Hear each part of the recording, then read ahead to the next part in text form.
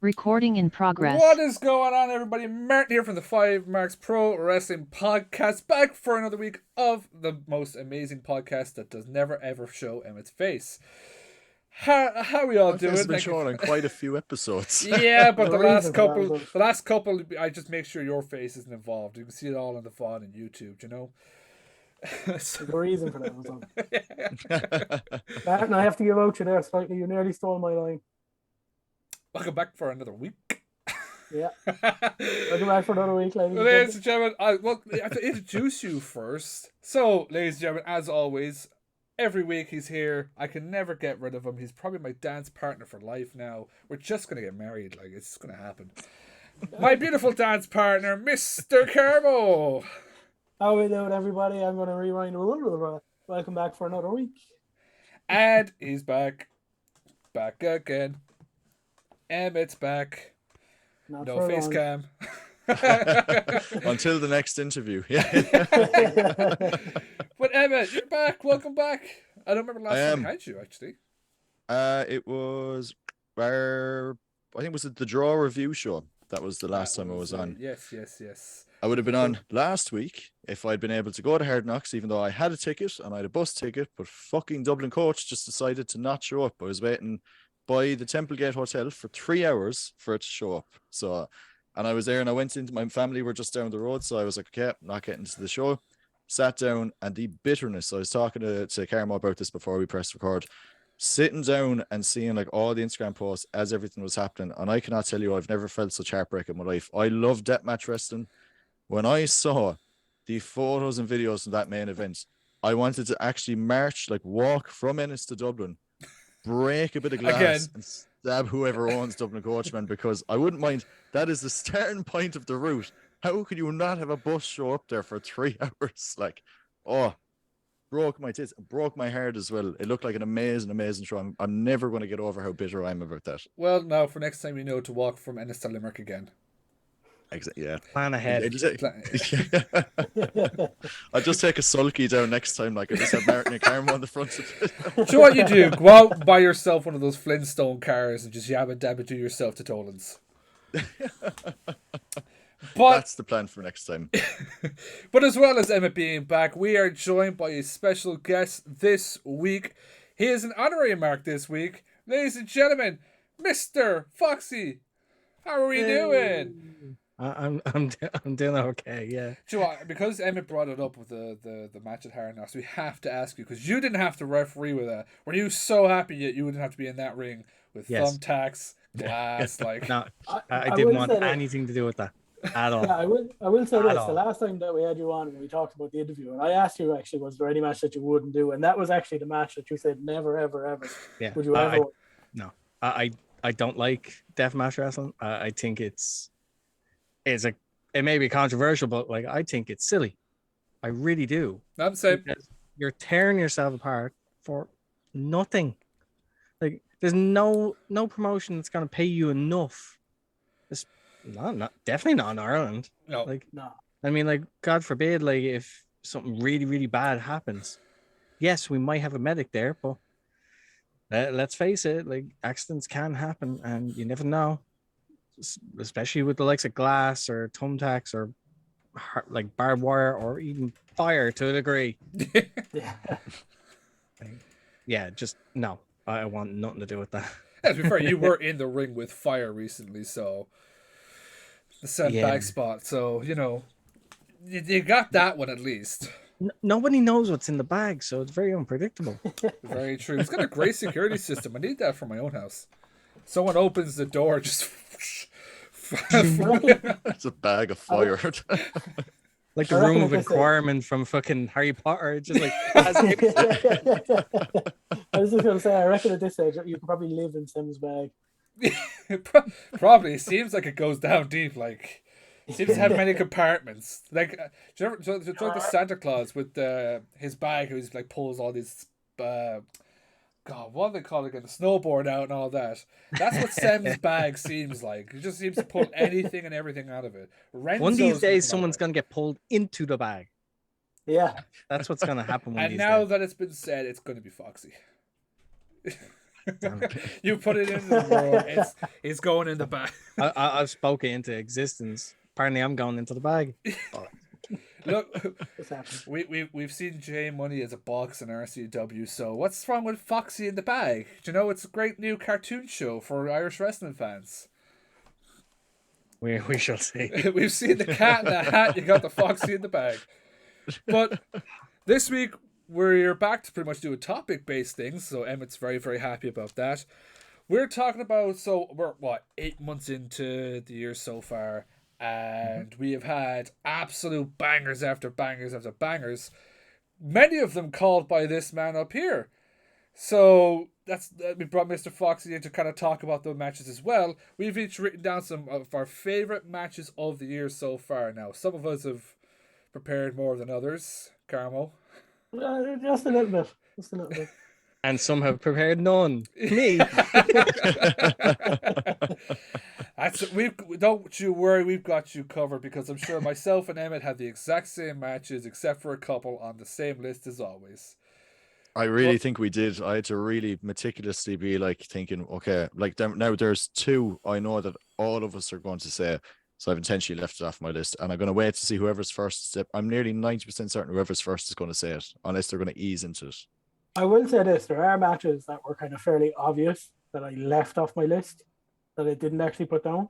So I tried to kind of go a bit different. So. Could you imagine if, like, the one match that you had in mind, nobody says it? Therefore, it's a free for all for who wants to bleed, like get in there and say it. Like, this was my match. That's what I'm kind of worried about now after Carmo said that, because like arguably, without spoiling it, I think it's the match that we most overreacted to at like that out of the shows we've been to so far this year. I think all three of us nearly took the chairs out of where we were over it. Like, yeah, that's not on my list. Okay, that's actually not on my list. Believe it or not. So what was on none of our lists then? I just assumed you were going to. Okay, it is, because I know the show you're talking about, and I've kind of avoided the Dublin one. Other than one, which you said is the best opener, which I 100% am confident is the same one we have. So you can have that one, Emmett, because we know you're the man that created the moment that I wish whoever it was that recorded it kept recording, just to see Emmett pull the two of us in like that. So you can have that one. Do you want to start off talking about that one then? Well, first, so obviously, because we're as fans, we're watching these matches.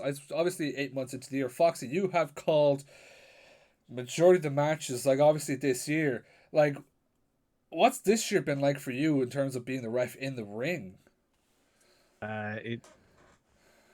It's been crazy because, like, the level and the quality of matches that we've been producing is just on an entirely different level.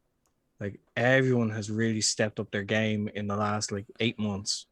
So, like, it's just been an escalation in just either the creativity or how zany it can be, or even, like, just the stories that can be told in these matches. So it's just a real testament to, like, how talented the people of Ireland are when it comes to wrestling.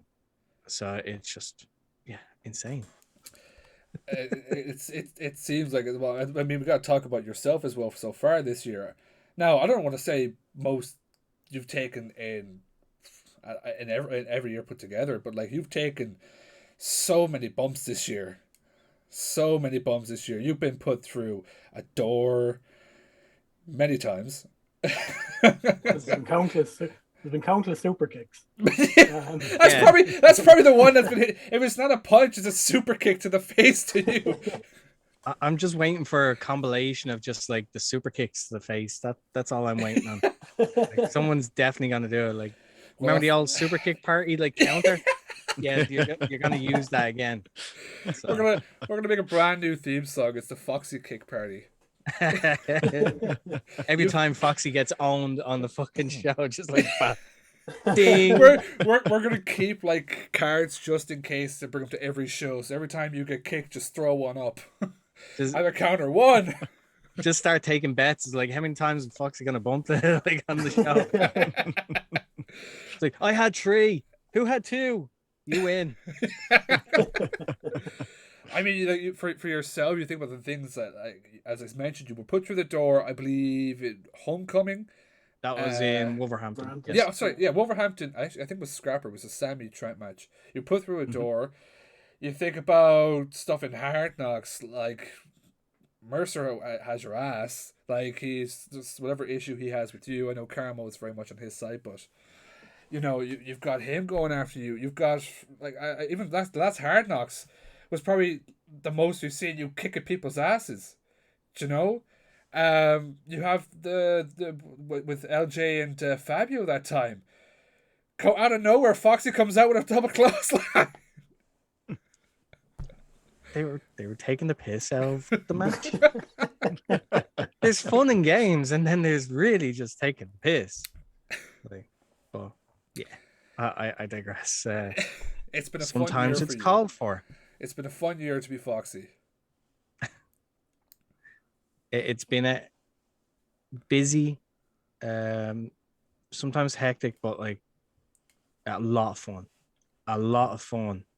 Like I'm very fortunate enough that I'm involved in the majority of the shows here in Ireland, but like to be able to do it with, as I said, like top quality people, like it's just absolutely mental. Like it makes it fun, and it's great to build toward making Ireland a better scene, like, and getting more attention worldwide as it deserves to be. Yeah, 100%.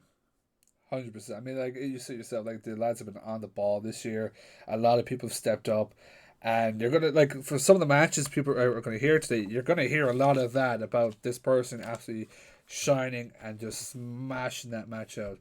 And I think we'll get right into it, and we'll let the man that over prepared kind of start off with his first match. So again, this is us just talking about some of our favorite matches that we have seen this year in Irish wrestling. It's not just OTT. There's gonna be OTT. It's gonna be Hard Knocks.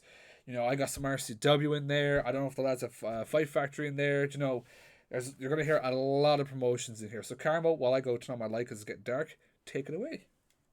So my first match is from NLW.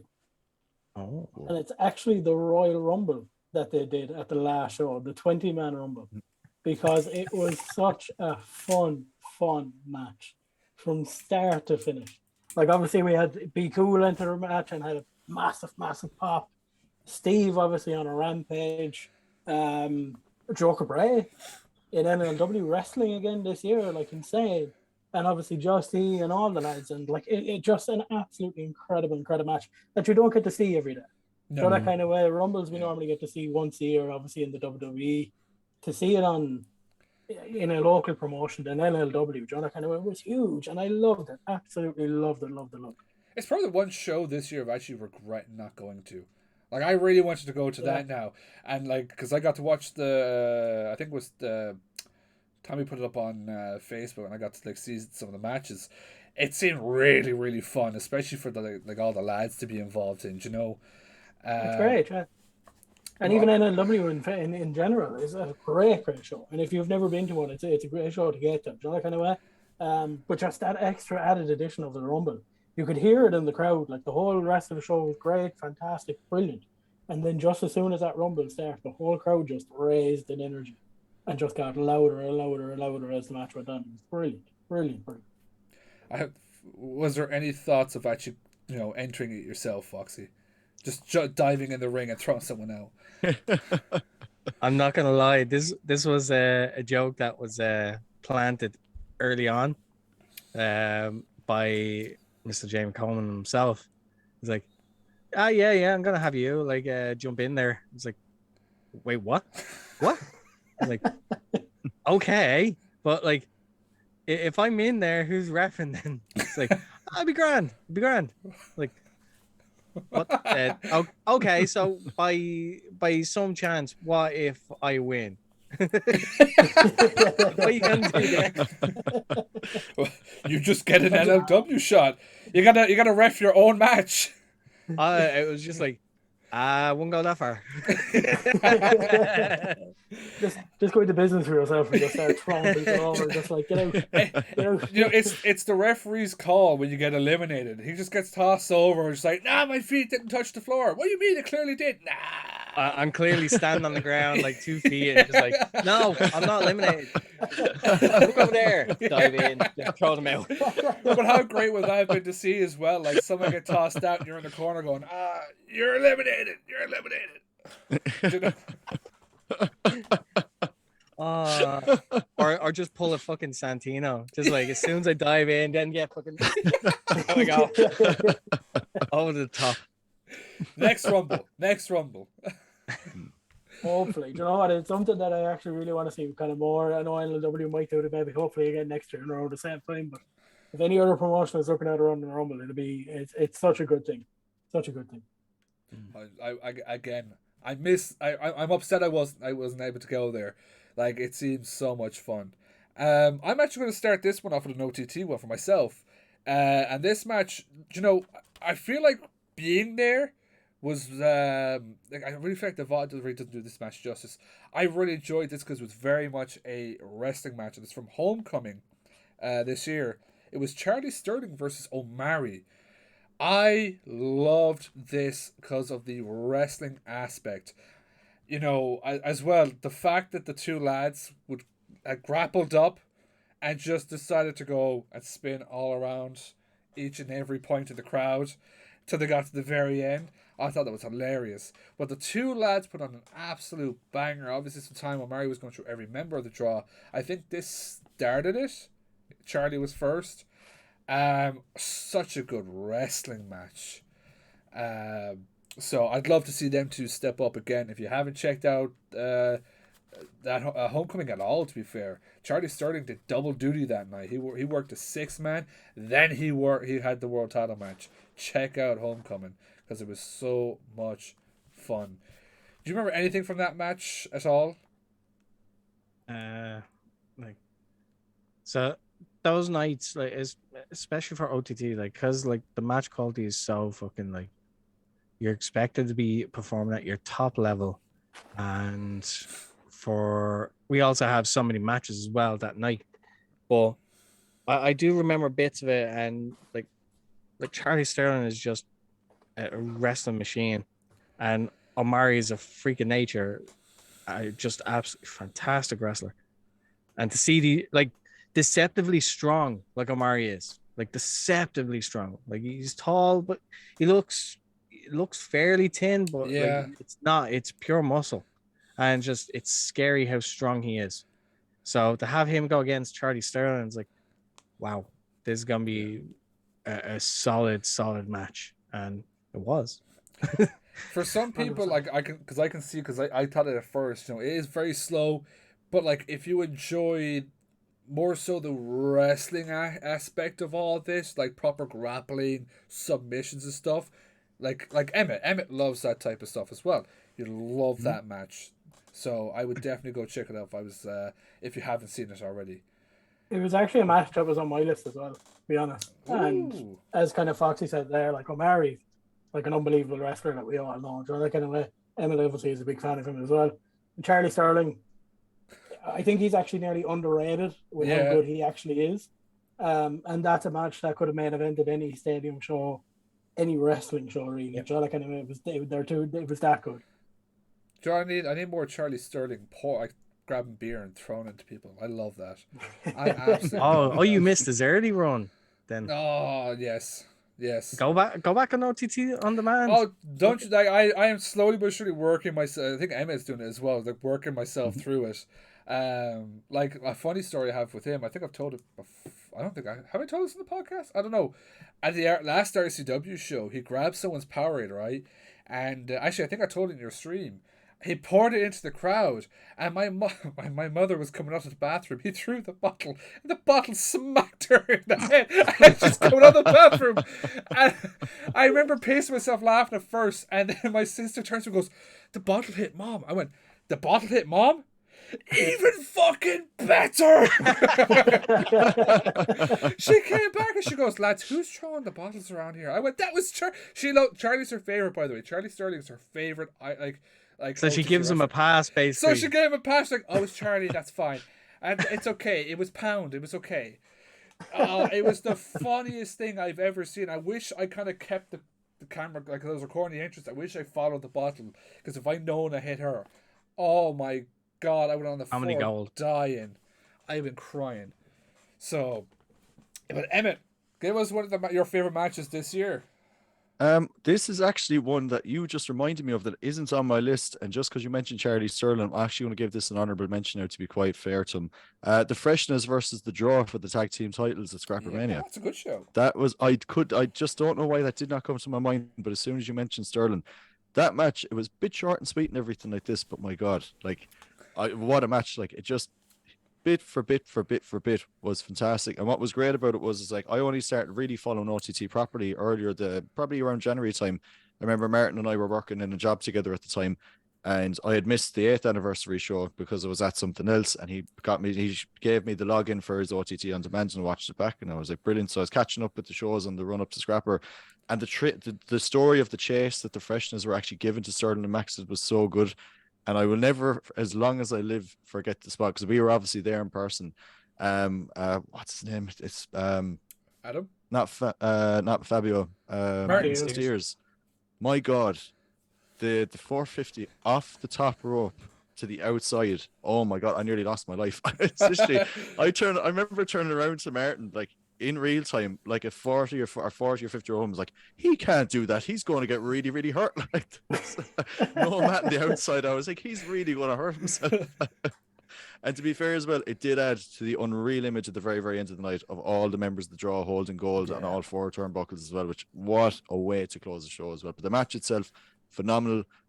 I'm a little bit bittersweet over what happened the next day to the Freshness in Belfast or whatever, but that's probably a story for another match, to be quite honest. But an honorable mention, I'd give it to that. I did not even come into my head on the lead up to this episode. It literally, as soon as you mentioned Charlie Sterling, that came into my head, and I was like, how did I forget to add that to my list? And the only reason he doesn't want to talk about the next night with the Freshness is because he is extremely scared of Liam. We all are. We all. Yeah. Now, to be fair, like, with the way he was when we were waiting to get into the road to the top, I nearly needed to change my jocks. Like, oh my God. Oh, I was there and I was just like, what's he doing? Like this, we're all quiet, like this, waiting to get in with their arms crossed, looking at the floor. So, obviously as well, I'll throw it to you now, Foxy. Obviously, you're in for a lot of them. Is there any favorite matches that you've done this year that you think, like, just get one off you at the moment? So, like, again, there's been so many matches, and again, like, you forget about certain matches that were on shows. But one of my favorites actually from this year is actually Terry Thatcher and Butch Armstrong. That was gonna be one of That was on mine as well. From Hard Knocks, it just fantastic. Like, good story. Not as much story as I'd like to, especially considering the two of them are very good at doing that. But it was a great chance to show Butch in a different light that we're not used to seeing. Yeah. And he stepped up. He properly stepped up and showed that he is very capable to be in the main event scene. So, and I for one would like to see more of that. So it just shows that someone who's been pigeonholed in the comedy era and is very, very good at it.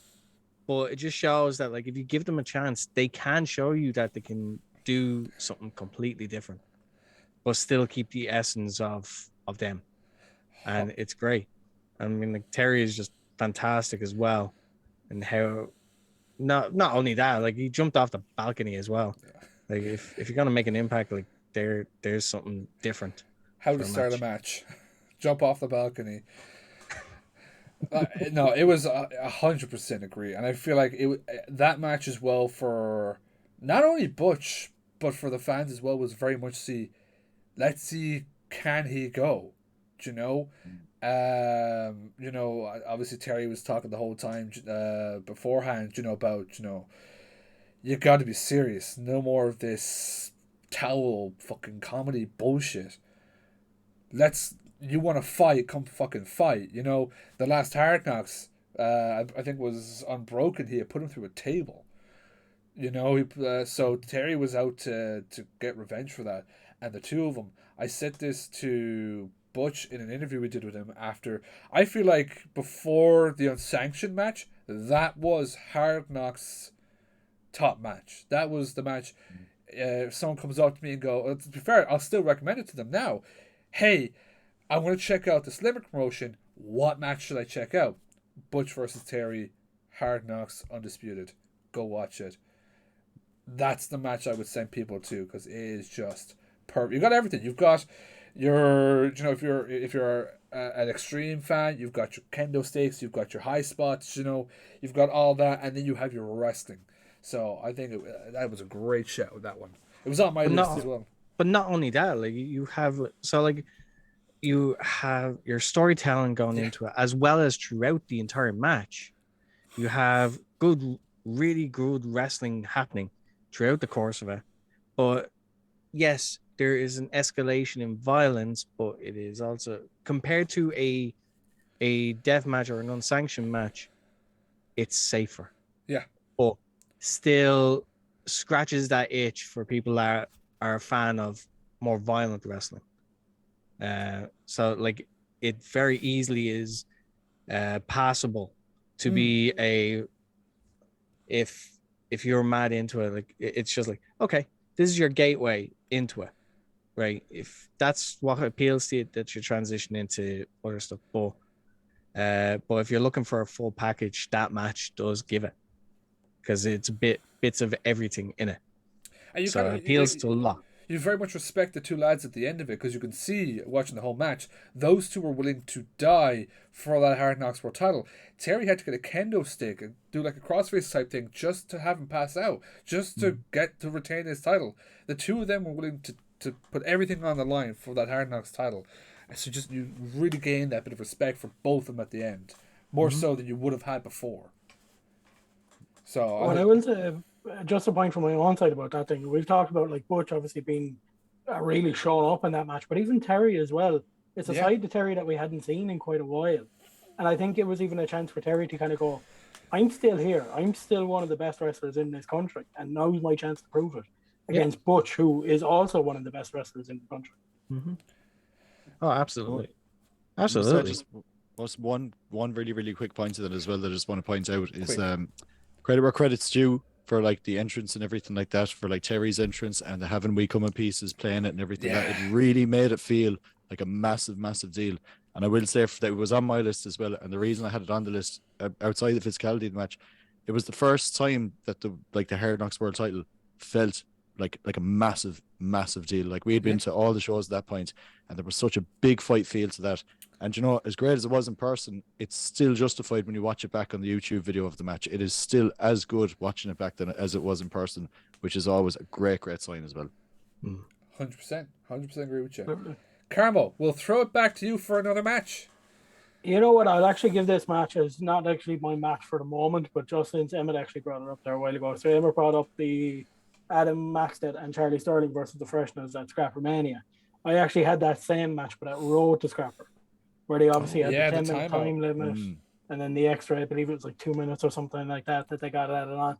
Fantastic match. But for now, my actual match, give me a second here because I'm going to have it. Do you know what? We'll go with Hard Luck, and we'll go for Joey Scott and Keane Noonan. Yes. A match that I felt that kind of slept a little bit with the crowd. I don't think the crowd were as into it as they possibly could have been. But I think for like Joey Scott, who's someone we haven't really seen over this kind of side of the pond, and Keane Noonan, obviously still a great up and comer and a fantastic wrestler. I would honestly say it was probably the unsanctioned match was unbelievable and everything like that. But I would actually say it was my match of the night for Hard Luck. Not a bad pick. I thought it was that good. I was literally just saying this not long ago. I feel like for Hard Knocks, like after the Joey Scott match, Keane Noonan can be Hard Knocks' young Scotty Davis. especially after that. You know, he's putting on banger after banger. I said it last week, though. He obviously he's listening to the crowd a bit too much, more than I would like. I'm a massive Keenan fan. You know, he went up twice, crashed and burned twice. He didn't get all the finish on the second one. That may have cost him, but it's all inexperience. So that match was brilliant. You know, again, you had, you know, essence of not just wrestling.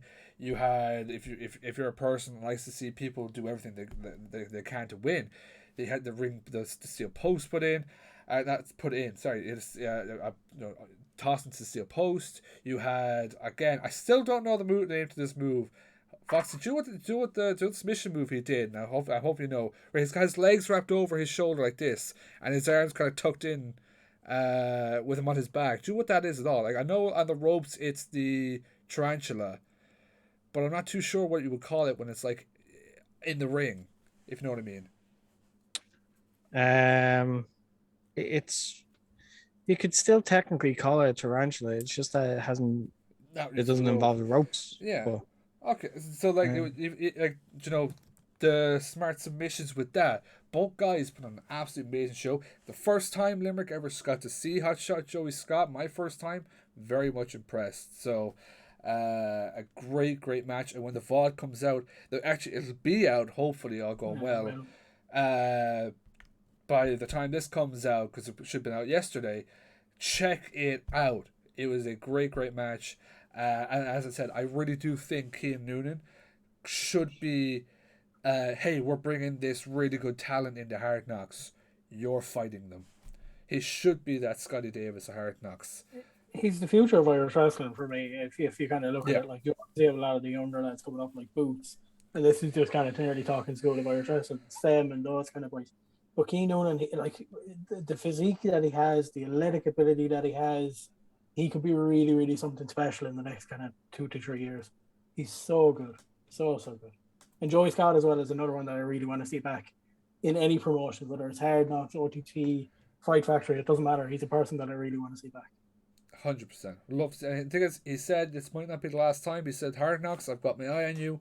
So we'd love to see him back. Emmett, what was your opinion of that match? Oh wait, sorry.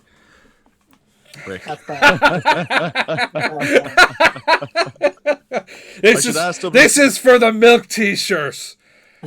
But in fairness, people want to buy the t-shirt. But I must say, I should ask Dublin Coach for a refund for my ticket to Hard Knocks now, since I wasn't even able to go. If I'd known beforehand the bus wasn't going to show up. Look, it went to a good cause. The money went to Hard Knocks. That's all that matters. It did, yeah, 100%. But Emma, we'll get another one from you.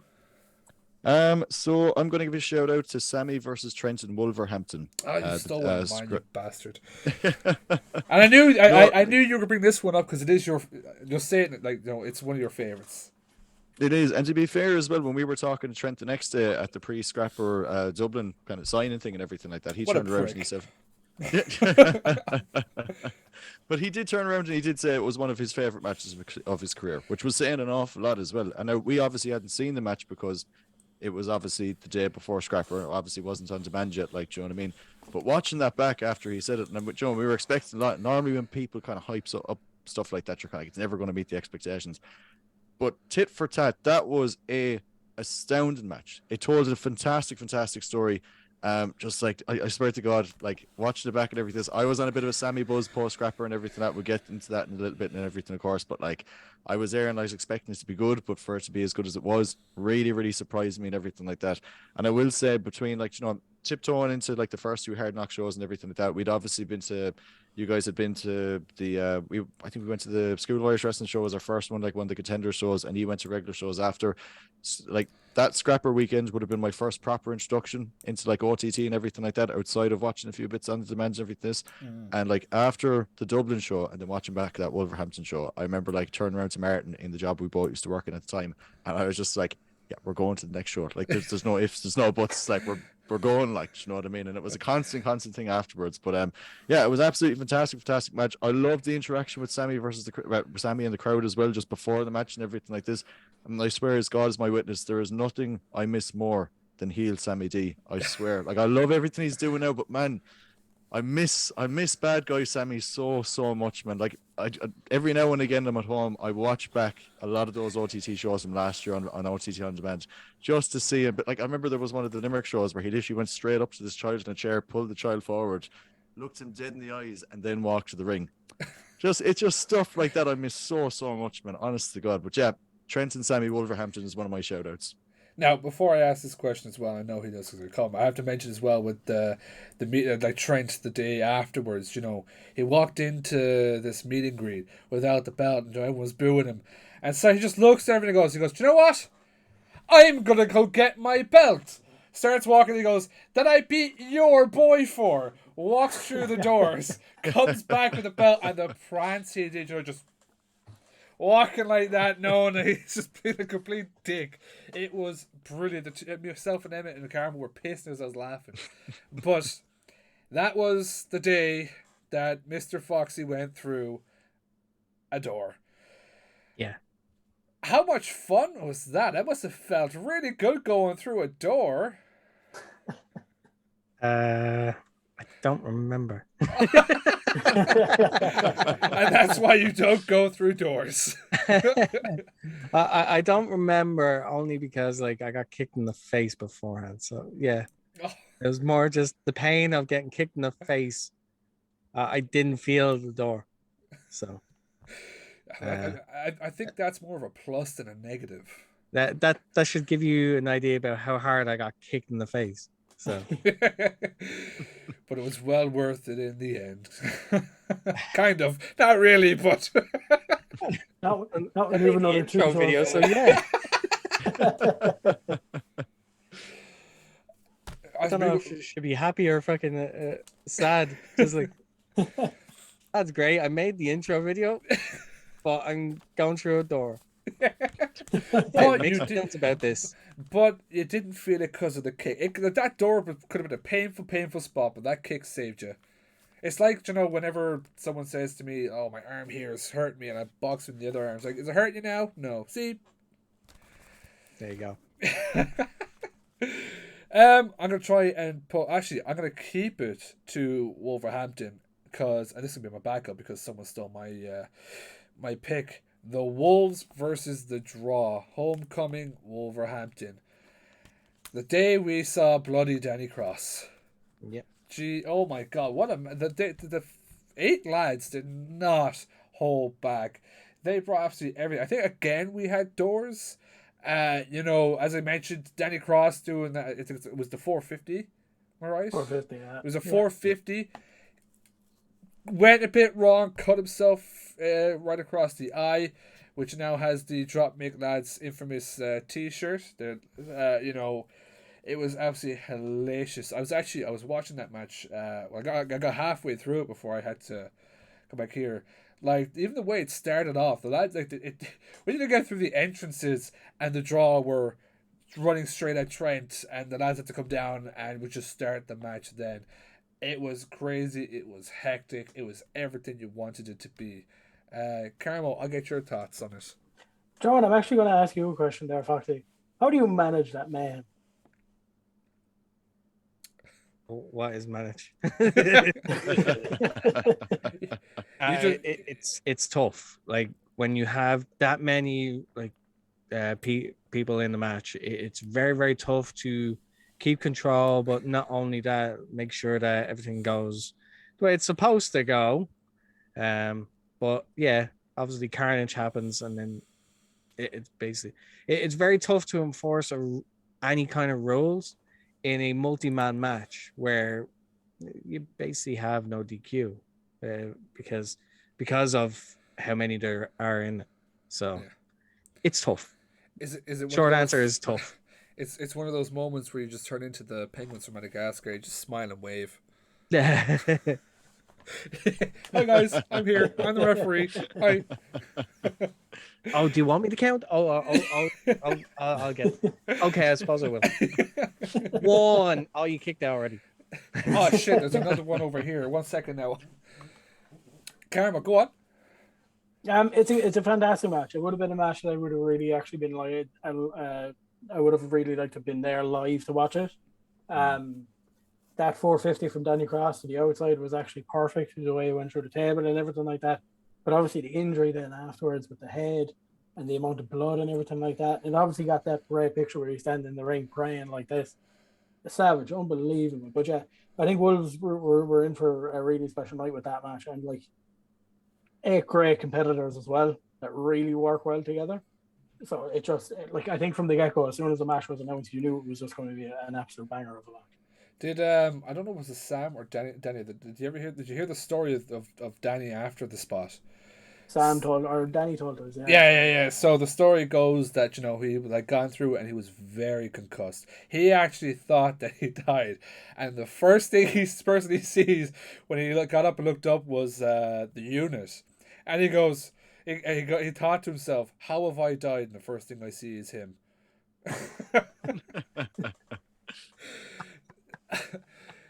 So when he eventually goes on, the first thing he's expecting to see is the unit.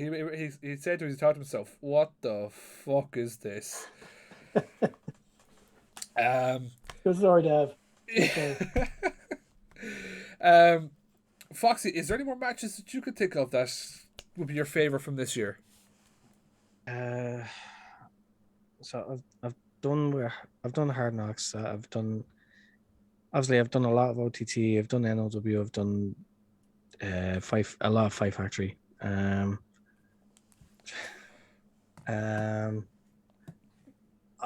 trying to think now. Like I think one of them would probably be from Five Factory.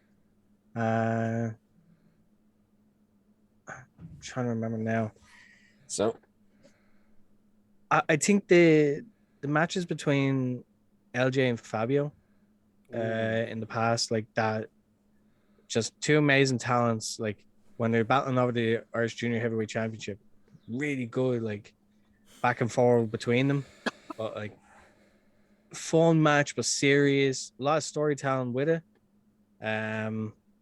Yeah, I just really enjoyed that, and that stands out as one of mine for this year.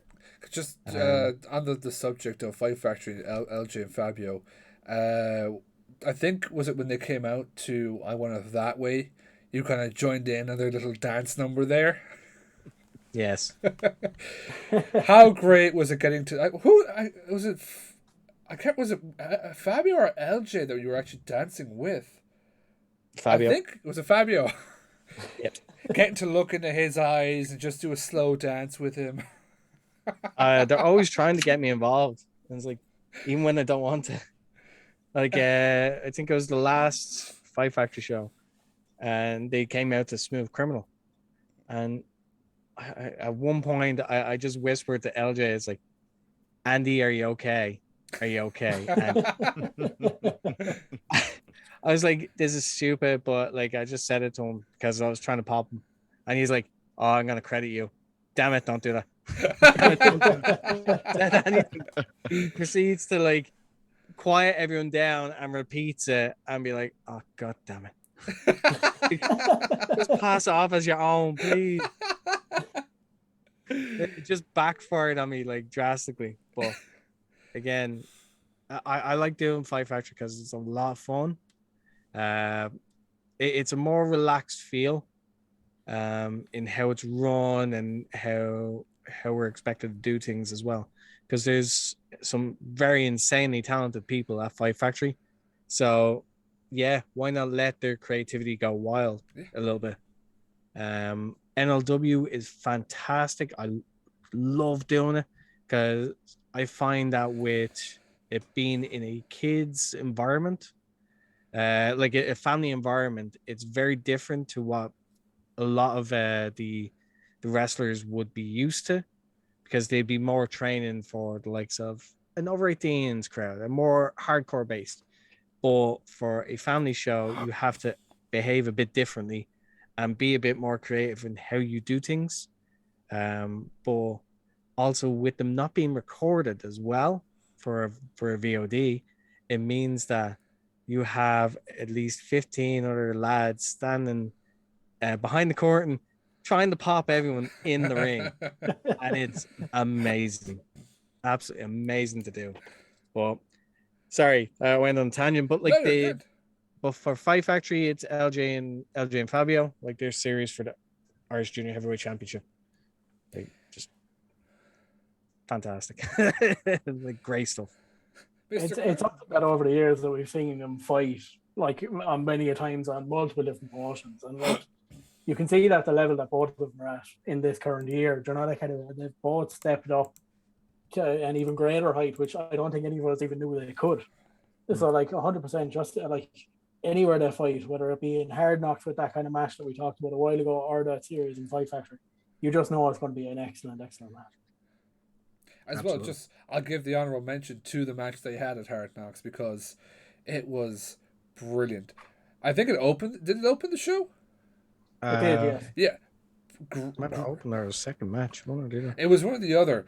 Great, fun way to get the crowd going for that, especially getting yourself involved. You know, like the temper tantrums when you slap them both, the clothesline, the oh, he hit me. Oh, brilliant. You know, it had everyone in Dolan's laughing.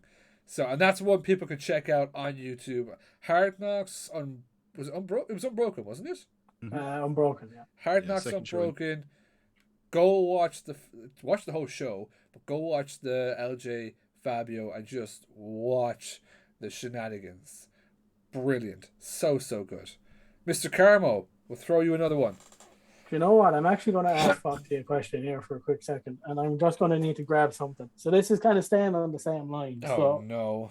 I have something here that I actually purchased off Foxy, which is this ref shirt. I don't know if you can really see it. Yep. Yeah. So, Foxy, my question is, while wearing that ref shirt, what is your favorite match that you've ref? That particular shirt, Jez. So I'm currently doing like watch-alongs through my Twitch stream where like I just pick random OTT shows from the past. But again, I'm rediscovering like matches that just I had completely forgotten that happened. But I mean, there was a tag match which was the Big Hangovers against Keith Lee and Shane Strickland. That happened at a Contender show, and just the fun that was had during that match. Like, it's close to 40 minutes, and it's free on YouTube, but it's just because there's so much like banter going on in the match, like not only with the boys themselves, but with the crowd. It just made for a fun match because it's slow paced, and then suddenly it picks up in another gear, and then we get into actual like stuff. But again, one like I think I put one of the photos in that frame for you, but it's hard to fucking deny. Like, I got to referee a match for Jushin Liger. Like how can you not think of that as a high honor? Like, which is mental. Like, I would have liked to get a photo with the guy, but like that didn't get a chance. I normally don't get a chance to do this at shows, so it's one of the weird things about wrestling. Like, so I'm just very fortunate. Someone snaps a shot while we're in the ring together, so then I can say, yes, I worked with this person.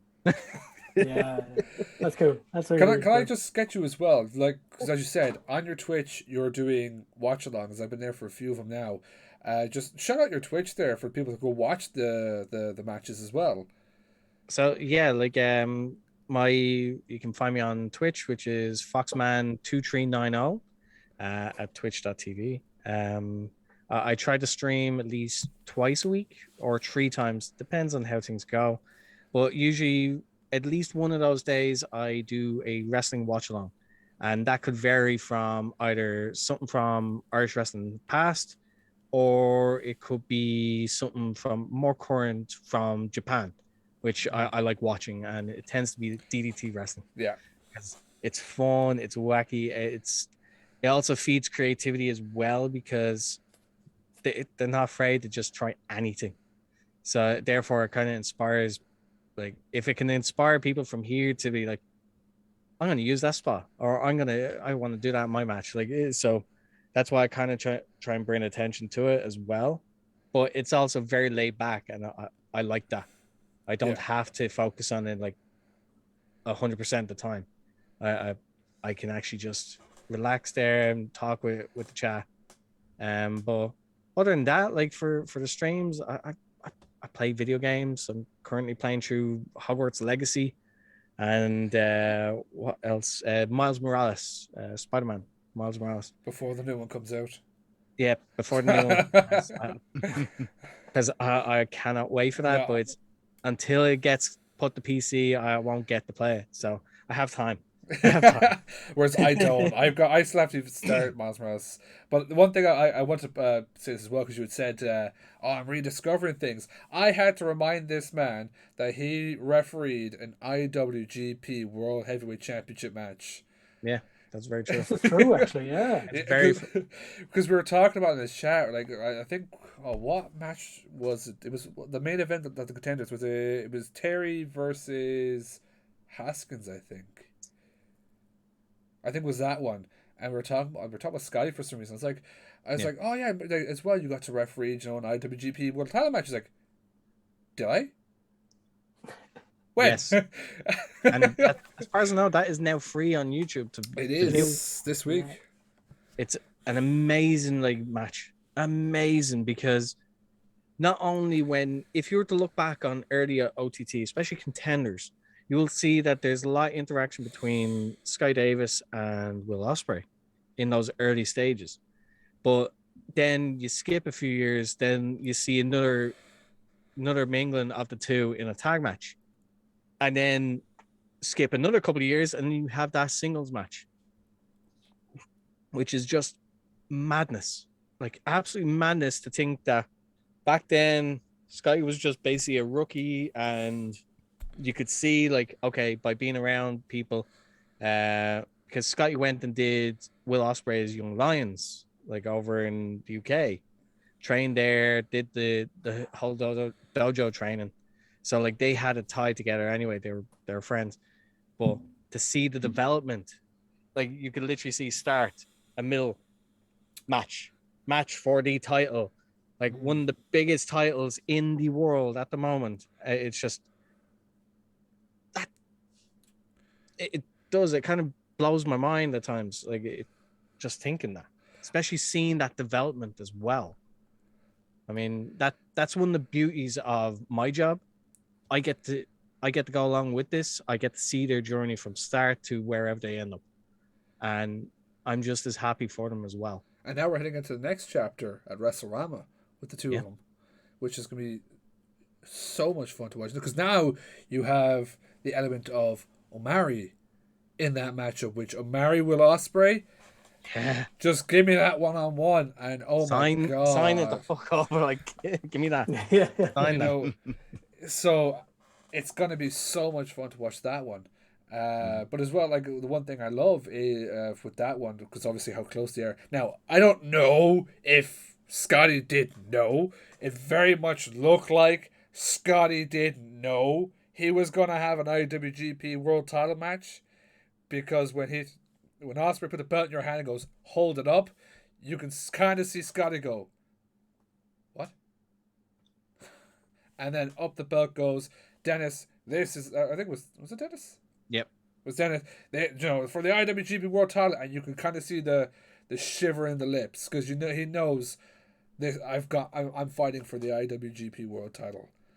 So, a bit of a moment for him. Going full. I went off on my own tangent there. I turned it to Emmet for a moment. Carmo, I think we were trying to get a match out of you, were we? Yeah, I think we were. We were trying to. About 20 minutes ago, It's all good. This is what we do here. We go on tangents, and we somewhere meet in the middle, and it's all back to content. Look, my next match is actually going to be from Scrapmania in Dublin, and it has to be Debbie Keitel and Session Martinez. Oh my god! Great choice. When you talk about matches alone, you can ignore the match. The reason that this is in here for me is, one, because of Debbie's entrance, and especially because of Martina's entrance. You will go a long, long way before you see any wrestler that's over that much with a crowd and that has that kind of an energy or like just draws so much of the crowd in for just an entrance before you even hear that bell ring, before you even see someone step into the ring. It's incredible, incredible, incredible match. And to be honest, I think if we're sitting here or someone else is sitting in a different podcast at the end of the year and they're talking about the actual match of the year, I think it's up there with a contender. It's an unbelievable match. So good. 100%. I mean, you got the shock and twist. I mean, I feel like a lot of people kind of felt that Debbie was gonna, turn against Martina at the end. I very much thought Debbie was gonna retain. I thought that was, things were gonna go that way. They didn't, and then the heel turn at the end, and for her to steal the belt and walk away with it.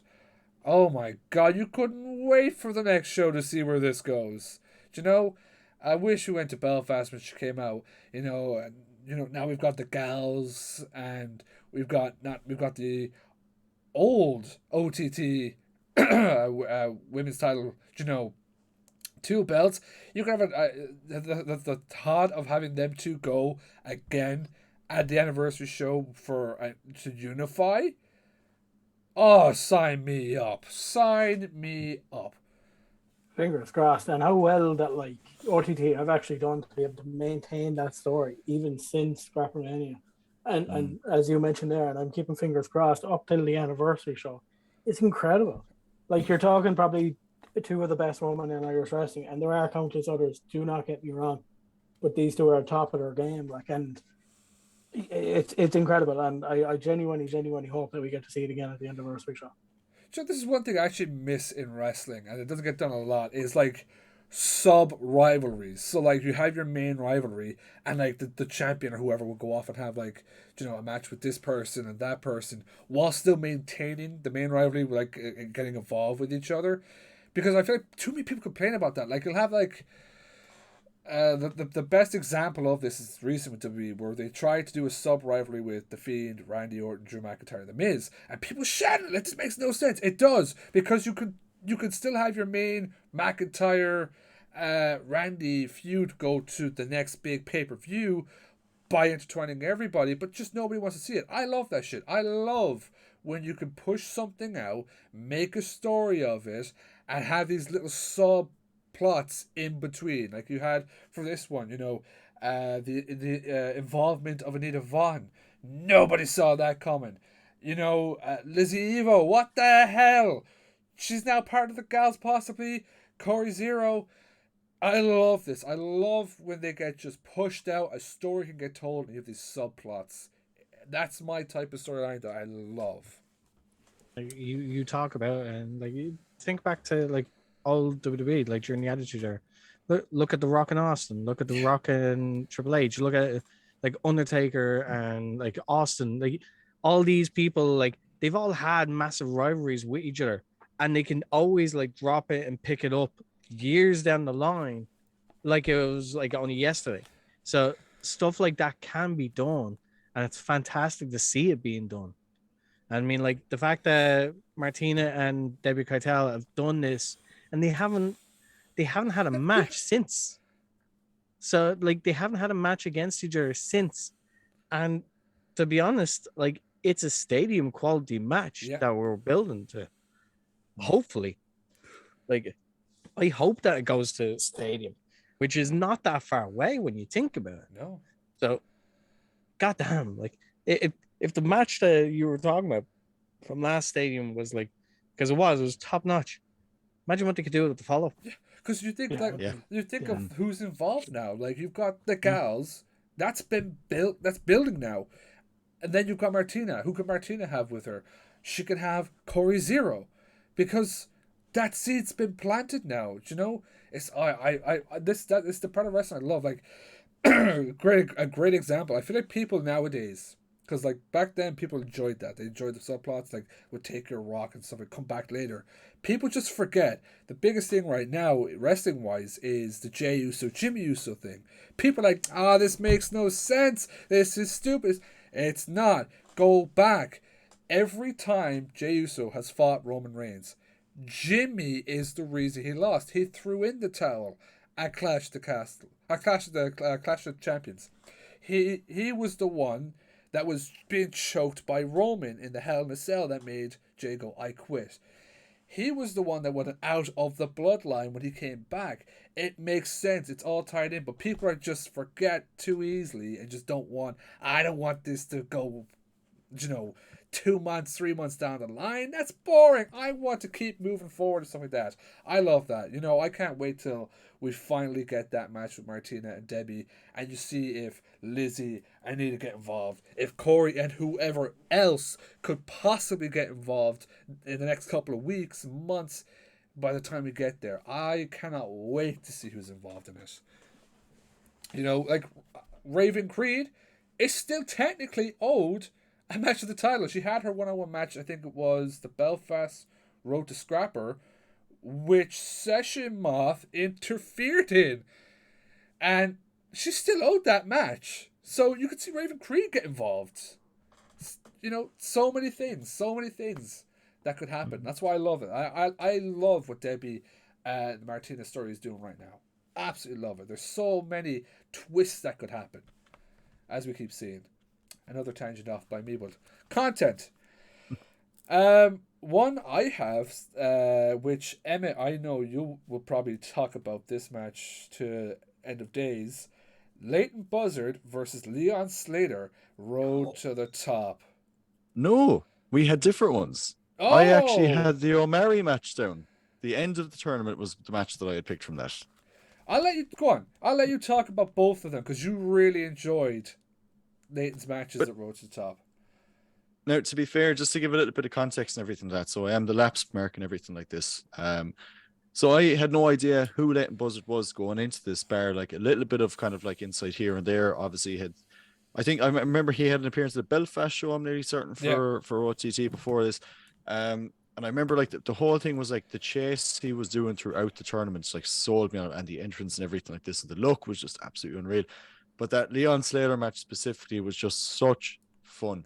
Like I remember just sitting down and like as Leighton was making the whole like El Capitan entrance, it was really over the top. Like Leon was turned around towards our corner and he's like going like this and everything like that, making direct eye contact with our row. So like we all had to be like this back to him, like, you know what I mean? We had a good bit of crack with it, but like that match was fantastic. There was like, it was, I was about to say it was short and sweet. It wasn't too short. I think it was about 12 to 15 minutes. I think like it felt short because it was constant speed, move. It was constantly going. But like I've never like in the time that we'd be going to like shows kind of consistently, which has been a little over a year and everything like that. I've never seen a ring move as much, and I don't know if that was right because we're right beside, but like the ricochets and the coils between how fast they're moving to and from one corner, that was incredible to watch in person. That match was absolutely incredible fun to watch from start to finish. The only reason that I picked the O'Malley match over that, part of it is to do with the storyline. Everything is like I was there and like I was kind of like fan plotting what they were going to do with Leighton over the months now because he had such a strong show on it Road to the Top. And like I love the fact that he came into the match injured and everything like that. So there was kind of like this somewhat David and Goliath story. You have like, the at the time gentle giant in the form of Omari, who's like, surprised, strong and everything like this, and only had to wrestle one match in that tournament. And then El Capitan, who's there, he's after wrestling two. He's got a banged up knee and everything like that. They still went in around 20 minutes. But the funniest part about it as well was like we weren't so enamored in the match that like before that show we were there. Martin and I were kind of like inside in our job at the time. We're like kind of like, oh, is Mary going to turn? Like they have to turn Mary and everything like this. And like I don't know if it was just me, but the match was so good. I was taking so much out of that, wondering if he was going to turn or not. You forgot about it.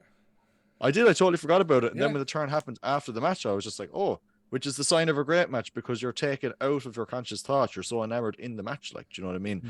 But it sold me on Leighton. I literally spent the month after on YouTube clips looking up his ICW stuff, and like it got to a point where I was even saying to Martin, I see again my naivety. I didn't realize how popular Leighton was and how busy he even was. I was there and I turned to Martin and was like, sure, Leighton's only new in OTT. We can get him on the podcast, no bother. Like, do you know what I mean? As if he isn't like one of the busiest. Very busy man. Oh, I've learned that since, but my God, the naivety at the time, I was like, we can easily get him on the podcast. It's absolutely fine. He's someone I'm actually, obviously, we've only seen him the last couple of months. I'm going to miss not having him in OTT. Like, he's rightly put on banger after banger after banger on OTT. Especially, he put on 3 in one night. One with Leighton, one with Matthew, one with Omari. Yep. Like, He could come back as well. I don't know how long he'll be in Japan for. Is it just one tour that he's doing? Like I think this one's 6 months. He's back in 2024, I believe. 6 months. Wow. As far as okay, never mind. So, well, like you talk about Leighton Buzzard, like so. Here's two people that are like just they sprung onto OTT just this year, and that's Leighton Buzzard and Leon Slayer. Yeah. And Leon Slayer, I've had my eye on for the last few years, and I was just dying. Like I was trying to convince Joker Bray, like bring him in. He's about to blow up, like, and you will regret it if you don't. You'll regret it. And what happens? He starts blowing up, and it gets harder and harder to get him. But as soon as we got him, it's like he's seen why. Like, fucking kid is only like 18. Yeah. But like insanely talented for someone of his years, but also very mature for someone of his years. Like, it's scary, but my God, he makes it so fun. Like, no matter what, like whoever he's against, like the fact that like he's dancing as they're coming down, like, and it's infectious. I find myself like trying to stop myself from like bopping along. Like, damn you, I'm working here. Like, but I love him. I love him for that because like it's just a natural charisma that you can't teach, and it's great when you just see it out and about.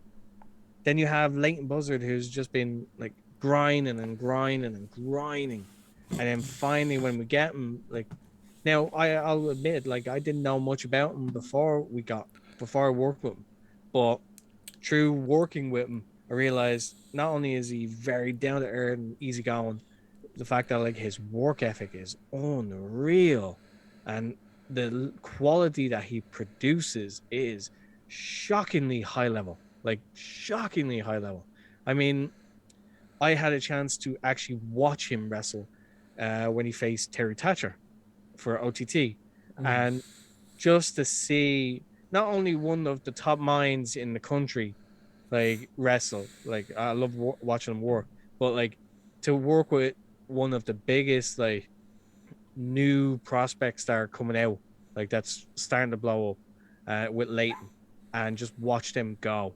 It's amazing. I felt like a fan again. I was like, I'm enjoying the hell out of this. Please don't let it end.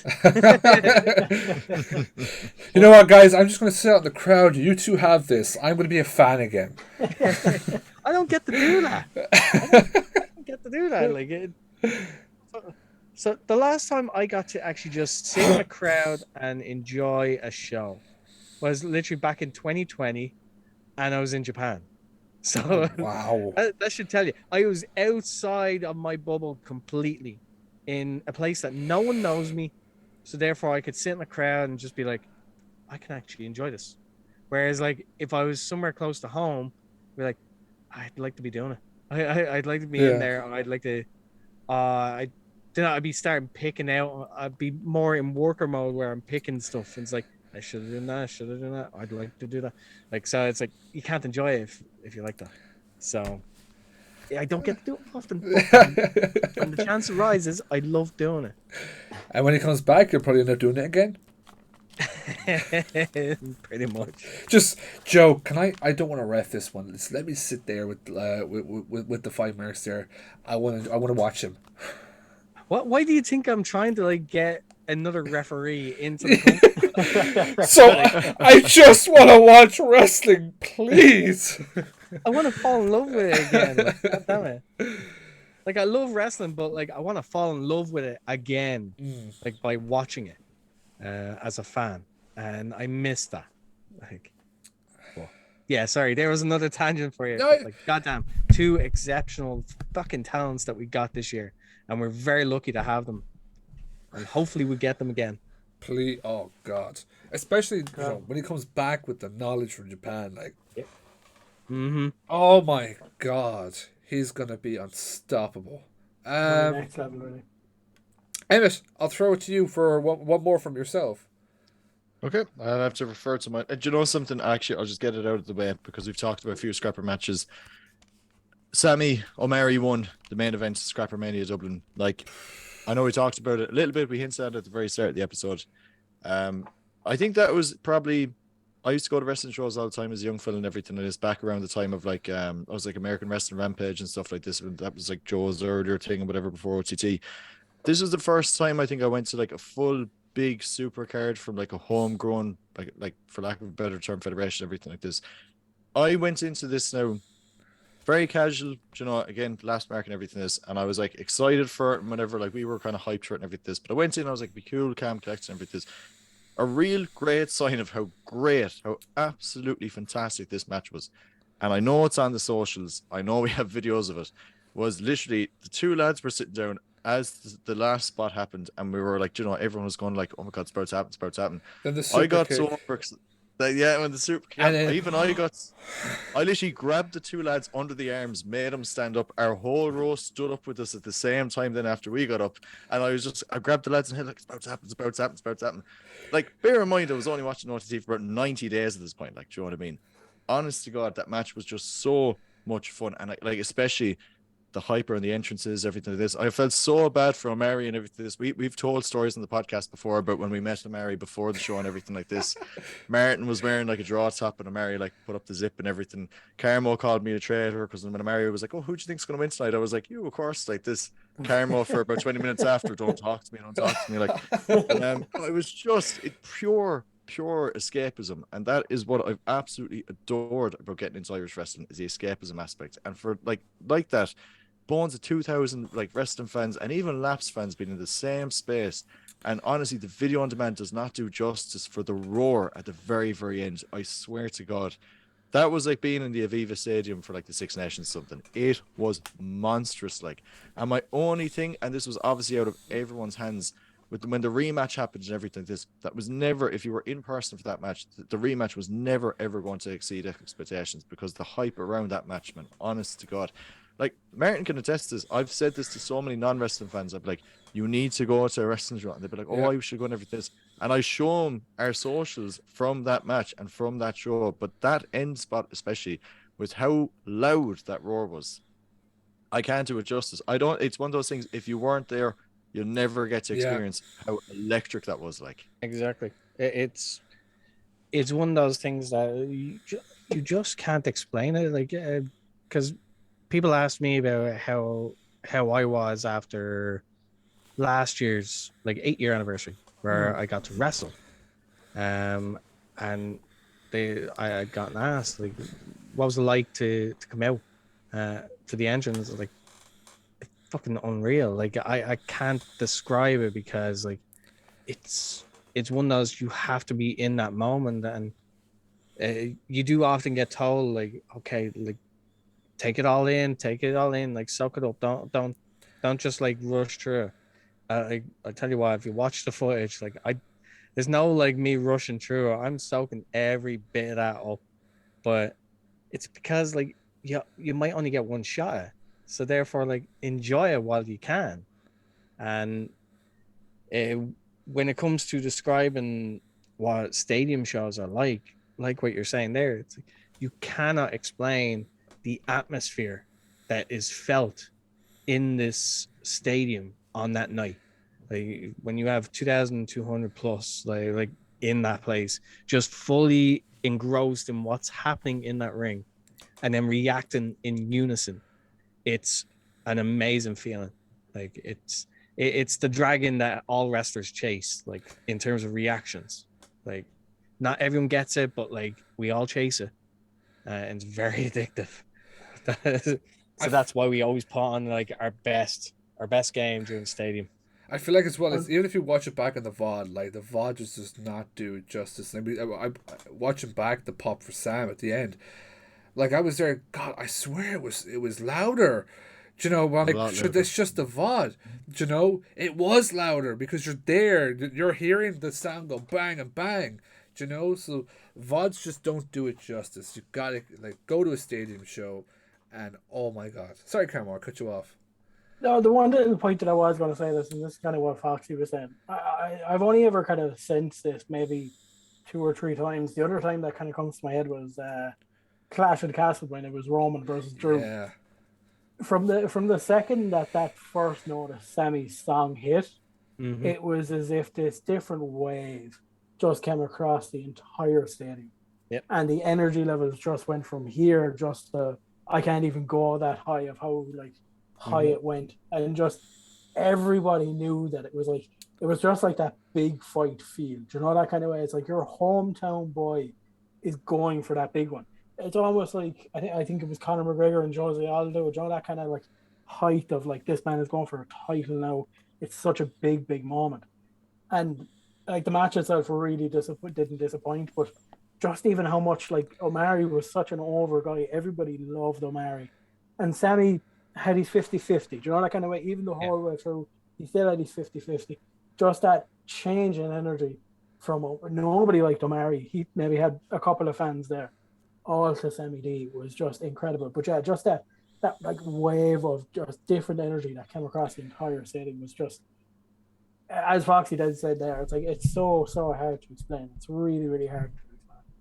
And I mean, like with the stadium as well, it's your final opportunity to fully convince people, especially if for the likes of Sam, who went from being a heel and was kind of almost teetering, and people were unsure. It was purely 50-50 for like for the match.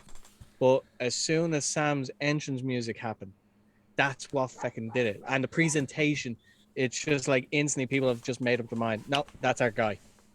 We're going with him. So then the shift has just gone boom. Like, so that's why like it's that unpredictability. It's that wow factor like the inexplainable that just makes a stadium show, because it's an atmosphere that you can't. It's very hard to replicate that on our normal shows, but on a stadium, that's when it happens, and it's exactly what you've been hoping it'd be. It's just absolutely divine. One thing, I can't remember who pointed this out to us, but one thing I love with Omari and that is actually Omari's entrance, because Omari comes out, he's still happy, bopping like he always does. Okay, a little hostile, but I'm sure there's still fans out there. And he gets to the corner of the ring where everyone has the draw section signs, and you can see where the zoom up to the face. You can just see the turn. Like, no one's here for me. The fuck? I've been the good guy all year, and no one's here for me. And you just get that instant, like like that slow turn with Omari because of it. It's one of the things I love, that when Omari comes out, Mari's the face, Sam's the heel, but once he hits that corner, that's it. There's the switch, because Omari knows no one's here to support him. Everyone's supporting Sam. And I just absolutely love it. So no, that was a great scrapper main event, the pop at the end, everything. Carmo, we'll get one more off you. You know what? I'm actually gonna. How many do you have left, lads? Because I'm kind of conscious on a little bit of time here. Oh, that's why I can do one more, and then once we've done one more, I'll like, all right, shout out the rest that you had. Perfect. Okay, so give me 2 seconds here, and I just pick one. Do you know what? Let's keep it with Scrapper. Let's keep it with Scrapper, and we'll keep it with Scrapper Dublin, because I think this was phenomenal. I think it actually, other than the Sammy match, I think it could have stole the show. And it's a match that obviously changed quite a bit on the lead up to the whole show and everything like that. Leon Slater, Robbie X, big demo, Pac, forward. Talk about it, Emmet. So to fill Foxy in on this, so Emmet thought, oh yeah, these guys are going to have a banger of a match now. It's going to go on for ages. I'm just going to run to the bathroom while they're doing their entrances and come right back. Little did he know, the line for the bathroom was going to be huge. So 30 people. 30 people in the line. It was ridiculous. So I couldn't have timed it worse. He left at the entrances. He came back for the last spot and the 1, 2, 3. Honestly, the worst part about it was I was there and didn't get to see the match for the first time until I watched it on demand about a week later. It could have been worse timing. I literally Pac does. I can't remember what the last spot of the match was. I'm assuming it was a Red Arrow, I believe it was, yeah. And that's the point he sat down beside me. 1, I 2, missed- 3, and he goes, "That's it." Oh dear God. I missed Damo doing the coast to coast and everything. And do you know the worst part was, like, all of us that were like halfway in the line to the bathroom when that happened, we could hear a massive bang, and we were like, "Jesus, did something break?" Now we're like this, not knowing because we were all waiting, like, because the sound was so profuse, that we were like, "Oh God, Joe, maybe something's happened here." Like, do you know what I mean? And we're all kind of like, "Sure, we'll see in a few minutes." By the time I get out, the whole match is fucking over. I will never, as long as I live. Note to self: pee before the show. Or Note to self for next time: bring a colostomy bag. That's what I'm There gonna you do. Get my own space and everything. I love whenever we go to like Hard Knocks or something, all the lads are always like, "Do you want to drink? Do you want to drink?" No. Why? Because I had to drink before the show, so I pissed before the show, so I have to go out during the show. I don't want to miss anything. Stay away from me. And Emmett's my biggest example now because of that. Oh, I've never laughed so much ever. Like, I felt bad, but dear God, was it funny. It was very But now, funny, to be fair, myself and Carmo, they got our myself and Carmo got our karma back when we missed the Mikey turning heel. The Mikey turn, yeah. At Hard Knocks, we missed that because we went up to an interview with Boots. Come back, lads, Mikey turned heel. What? He fucking what? And he didn't believe me. I had to actually show you a video I got of it. I got the whole little like segment like recorded as it happened, and I was just like, "No, I swear, look." So note to self, people: wait for intermission. That's when you go. Yes, do. Almost. Anything, interviews, anything, intermission, because you're going to miss something. Yep, absolutely. My last one, I'm going to step away from Scrapper. Look, my honorable mention for Scrapper Mania, because it won't get mentioned now, which I know was on your list, Emmett, as the one we both had, LJ and Danny. Great match, but I want to mention this match because it was something else, and two, because I somewhat got involved. Scotty Davis versus Terry Thatcher, the Draw Dublin. That match was brutal. Oh my God, was it brutal. I don't think anyone expected it to go the way it did. You'd Scotty's right off the bat, before the bell even rung, beating the hell out of Terry Thatcher. I think Foxy at some points you wanted to just like leave it, we're calling it off, and he told you to ring that fucking bell. You know? Crazy match. As I said, I technically got involved in a dive spot. I didn't think Terry was going to run across the ring and come out that fast. I didn't see Keane looking to pull me away. So I kind of, luckily, Emmett loves the video. I'm there like, oh yeah, like Scotty Dave. Oh shit, dived out of the way. My leg got caught, but underneath the two lads. Poor Keane. I wish it was on the video. I put the camera facing the opposite way. Keane's there pulling my fucking leg out while the two lads go to go back in the ring. Oh, it was brilliant. But just, oh my God, like Scotty Davis. This is a new side of Scotty we haven't seen. Like, this was the first time in an OTT match. Afterwards, I was like, oh fucking hell, because Scotty did not let up. He was beating the crap out of Terry. And it was absolutely brutal, and it is one of my favorite matches of the year. But would I want to see it again? No. Would I want to be involved in that spot again? Yes. Straight afterwards, I was, do it again. Now, to be fair, the video of you, like, it looks like you actually got hit with the suicide dive. And if that was the case, that would have been my favorite Irish wrestling moment of 2023. See, Martin gets sent 3 rows down. I just want to clarify as well. That dive, this just justifies how quick Terry was going. He broke the chair in front of me. A proper wooden chair, proper solid chair, snapped it completely. That's how fast he was going when he dove out. So imagine how fast I had to dive out of the way not to get caught. But brilliant match. Brutal match. But I had to get that on the list. Absolutely. But for yourself being in the ring, Foxy, with that, like, that must have been like, How many times you must have wanted to call the match off?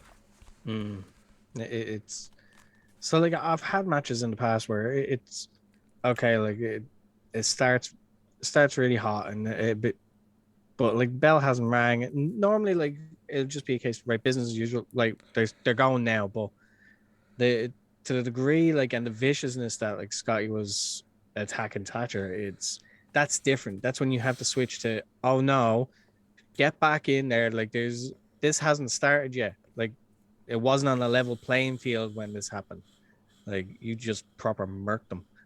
Like proper murked his ass. Like it's a case of like, right, I have to step in there and I don't ifs, ands, or buts, like you're gonna fucking listen to me whether you want to or not. So that's why like I have to get in between every now and then. But it's also out of concern as well because I don't want my friend fucking like getting killed. So Yeah.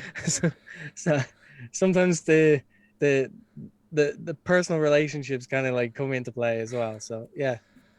So it blurs the line.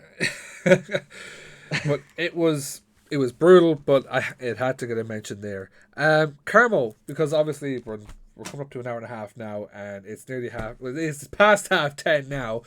I'll let you run through your list there of just what you had, and we'll do it with Emmet as well, but we'll do it myself. What other matches have been your favorite this year? And we can repeat matches, obviously, because obviously that just it tells people they have to watch them. 100%. So most of the ones that you've already mentioned, I'll kind of leave out. And if anybody wants to interrupt me while I go through these matches, please feel free to do so. First one, Hard Knocks Undisputed. Anita Vaughan, LJ Cleary. Oh Boots, my Scott God, Davis, yes. for a match for the golden tickets. Unbelievable. Incredible. Also from Undisputed, bit of a wacky match, but I really, really liked it. Was the Sem versus Raven Creed. Yes. I thought it was a brilliant match. Brilliant. Very, very fun. Really, really fun. Poor Robbie. Yeah, poor Robbie Mack. But look, fuck him. like it happens. It happens. The Draw Belfast show. No, sorry, skip that one. Homecoming Dublin. Big Demo and Ricky Knight Jr. I actually had that on my list. Great match. Incredible match. Homecoming Belfast. Big Demo. Sammy D. Tread 7. I forgot about that. Really, really good match. Really, really good match. Race to the Top. I think you mentioned this a while ago, Foxy. Leighton Buzzard and Terry Thatcher. Yeah. Incredible. That reverse Hurricane Rana from the top rope. Oh my God. The scariest thing I've ever seen. Oh, man. Incredible. Next up, we have a bit of a fun one, actually, more so it meant it. From Fight Factory. It was Justy versus a bear. Oh, I forgot about that. It cannot be on the list. It has to be on the list. I forgot that even happened. Bear. It has to be on the list. You know what I mean? Another one from Fight Factory as well. I could have picked a host one from Fight Factory, but I narrowed it down to this one. It was Party Boy versus Anita Vaughan versus Leighton Buzzard versus CBL, and then the late cash-in from Martin Steers. So he's crowned the new champion. Really, really good match as well. And the last one then is from Hard Knocks and Broken, Steve Savage and Sammy D. Yeah, that was even on my list. Great shout. Yeah, that's my list. Emmet, again, you can repeat matches because it just goes to show how much people will have to like. If there's 3 marks and a Fox saying that you have to watch it, you have to watch it. I will give 2 quick shout outs. I'll give a shout out to the Santino Sem tag match at Scrapper. That was a lot of fun. Yes. Really, really enjoy that in person now. And outside of that, the 5-way match, I think it was at Unbroken. LJ Cleary, Boots, Anita Vaughan, Raven Creed, and who else was in the match after? And Scotty Davis, the golden ticket match. That was excellent. Yeah, it was a lot of fun to watch. Yeah, Raven wasn't in that match. It was only a 4-way. It was a 4-way. Okay, 4-way, yeah. but it was a lot of fun. I'm going to actually mention, I think it got turned into a 5-way. Unrivaled. Bittersweet Josh. God, who was it? Butch. Oh, God. Renzo. Danny Cross, and the addition, once again, of LJ Cleary. That was a great 5-way. So another one, Hard Knocks Unrivaled. Is there any more you had in your list, Emmet? Nope. Everything was covered on my list now on the episode, so all sailing. Perfect. For myself, I'm going to repeat some because you really have to check them out. You know, this year, anything that involves Charlie Sterling, anything. You see Charlie Sterling name on it, go for it. Like another match. I've had a few of his matches on here actually. Like one you definitely need to watch was from RCW, LJ, Butch, and Charlie Sterling. Crown the first champion. Danny Cross, Leighton Buzzard. That's currently my match of the year. Raven Creed versus Reardon O'Connor. They literally fucking fought everywhere. As we already mentioned, Sammy D. Trent for the NRW title. Danny Cross, LJ Cleary at Scrapper. God, what else do I have? Sammy versus Leighton at Undisputed. Terry versus Danny Cross at Hard Knocks Unbroken. You know, there are so many more matches I know by the end of it going, oh, why didn't I say that? Like, this year we have been spoiled. Two more for you. And one, if you haven't watched it, watch it. Because it has great wrestling and comedy because of Be Cool. Charlie Sterling versus Leighton Buzzard at the Draw in Dublin. Oh my God, watch that. The tag match, Be Cool and Danny Cross versus the Kings of the North. Watch that. Incredible. Irish wrestling. We're 8 months in, right? It's August now. We're 8 months in, and Irish wrestling has been so much fun to follow. And you know, we're still. Well, me and Emmet are two guys that haven't even been following a year. In like 20 days, we'll be following a year.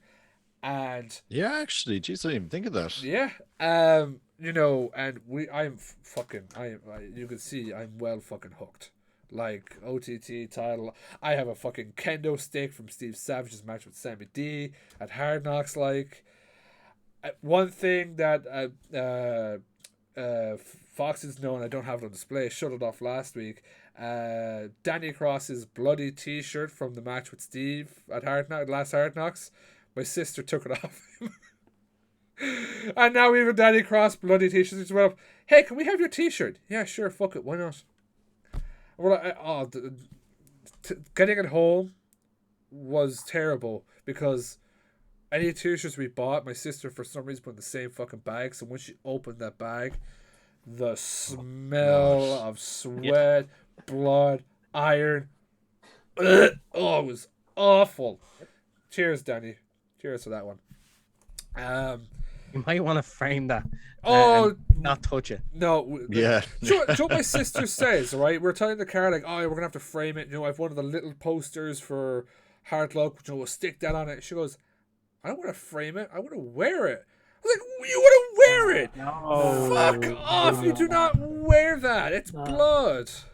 This is where we end the call and go 4 separate ways from now. I didn't want to do it. She's We can't barred from continue- the we can't continue podcast this. now for that. We can't continue this after a statement like that. And this has been the end of the 5Marks Pro Wrestling Podcast. Thank you for a year and 2 months. Like, there's so much fun stuff this year, and we still have... So what I will actually mention, just as a moment, it's not really a match or anything like that, but Be Cool's return. Yeah, yes, actually. Incredible. Yeah. Because we weren't there except for Martin. And Can I just say, right? I was there. Can I... Oh, you were there? Sorry. I'm going to pat myself in the back. I know I do it so much here. Carmo was so on the ropes about going to the tag tournament. He was humming and hawing. It doesn't look all great, you know. And I really pushed him to go. And it worked.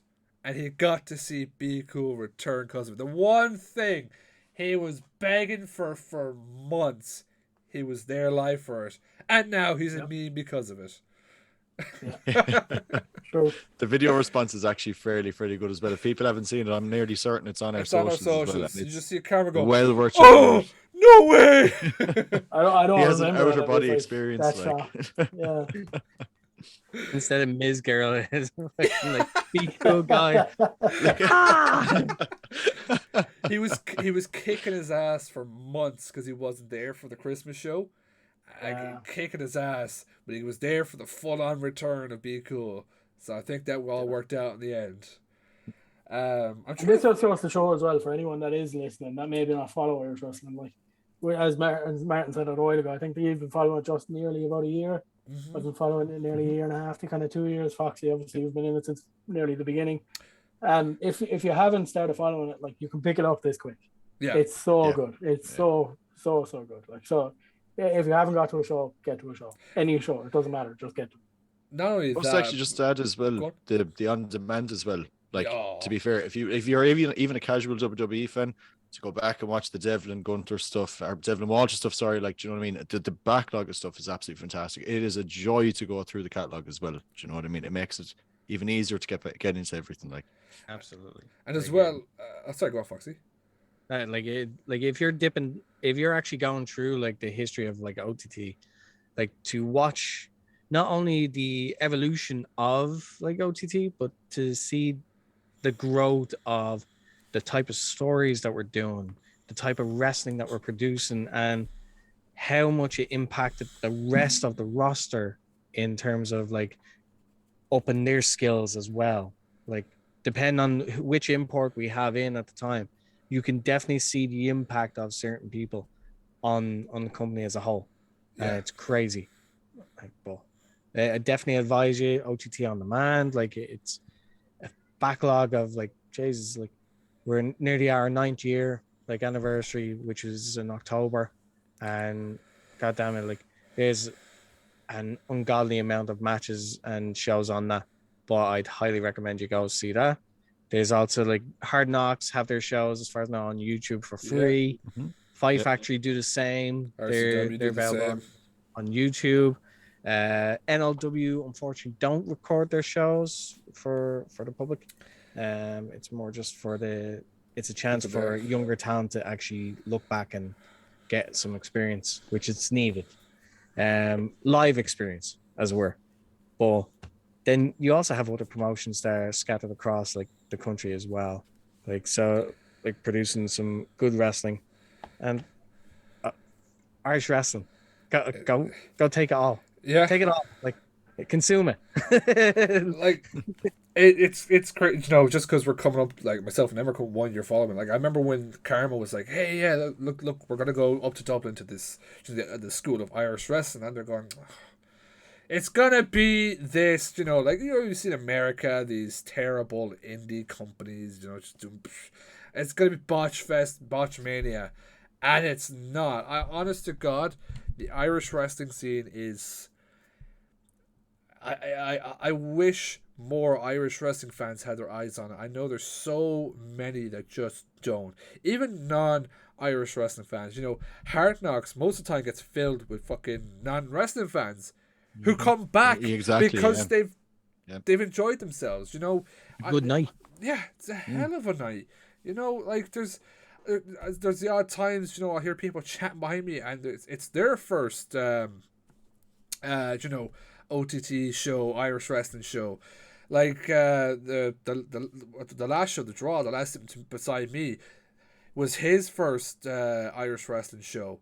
He got more than he paid for with the dive out to the ring, you know, and luckily it was me that got caught, not him. But I remember him turn to his mate. I heard him turn to his mates afterwards, goes, "Lads, this is fucking sick." Do you know? I hate that I discovered it so late, because you look back and you think, damn, how good, like, you know, Scotty versus Will for the IWGP World Title. Only just watched that there a couple weeks ago. Oh my God, it's so good. Any of the Devlin Walter stuff. Oh my God, there was a great series of matches. The story is well involved in it. Like, oh my God. You know, you just go back. There's so much to go back on, and it's so good. You know, if you have a friend or family member that's loves wrestling, even if you're not even Irish, just loves wrestling, get them to check out any of the Irish wrestling stuff, because trust me, it's so fun to watch these guys as well. The people themselves, like Foxy, Danny Cross, all the wrestlers. Such nice guys who have built this really great community. You know, you'd be that shy person, you know, I really don't want to go up to them. And they just pull you in, like, have a chat, you know? Like, such a nice bunch of guys who look after their fan base. And, you know, it's such a fun time to be within Irish wrestling. You know, the guys are really stepping it up. More people are getting eyes like ourselves. It's great to see. It just needs that little bit more exposure to really get it out there, really get the name going. And one of the big things I think is going to do that is OTT in Milan. It's going to be huge. Incredible announcement. Like, considering that, like, the breakout to Wolves only kind of happened late last year after the 8-year anniversary and stuff like that, to now be pushing it to Milan is incredible, and it can definitely go further afield, like, which is 100%. It's incredible to see it. Like, it's not gonna lie, it's a crazy announcement, like, because it just seems so out of nowhere, but it's not really when you consider that some of the high rising and most notable like stars are Italian. Yeah. And they've come on leaps and bounds, and they've thrived here in Ireland. And I think this is their way of trying to pay it back to Italy, where they're from. Let's bring this to Italy and have a top quality wrestling promotion come in and showcase what we can do. Like, I mean, like, look, like, I'd be remiss, like, if you have Bittersweet Josh who's like tagging with like Big Dirty Nicky in the BDE, and fantastic. I love that tag team. Like, I've never seen Nicky have so much fun in a long time. But like, you have the Sam, who is just a beautiful, beautiful human being, and just for a character that should not work as a babyface, but somehow does because of the person portraying it. Yeah. It just emotes so much simply and taking a big chance on being a non-verbal character, because he doesn't speak. He makes noises. He grunts, but it's all animated and it's body language, and it's fantastic to see him put his heart and soul into that. Then you have Renzo Rose. Like, it'd be stupid not to like say, like, he has come on in an ungodly way since I faced him last year to now. Like, I mean, he won the Hard Knocks World Championship at the last show, albeit like only for a few minutes, but it just shows you that, like, he is proving that he is definitely going to be one of the big names of Ireland for the next few years, like, until he wants to like leave. Yeah. But I don't think he wants to leave, thankfully. Because selfishly, I think he's a massive asset to the country. I said this earlier on, but the Milan trip's going to be brilliant for him. It's going to be the one time that Renzo Rose gets cheered in an OTT ring. You never know. Milan, if all you people in Milan are listening, please boo him. Make me laugh, please. Now, the only way that this works is if we can sell it out. If we can sell this out, then we have proved that it's a viable option, that we can legitimately take OTT worldwide and pop up anywhere around the world, and know that there's a fan base that will actually come see the show. So the only way we can do that is with your help. So sell this out. Like, I mean, you have Sky Too High coming to it. My God, like, Sky Too High, and as far as I know, Trent Seven is on the poster. So yeah, like, you've got not only that, like you've got Scotty, the former WWE guy who we've seen OTT before. As you said, Trent Seven, who is worldwide as well. NXT champion, NXT UK tag team champion. Sorry, NXT tag team champion, not NXT champion. Mm-hmm.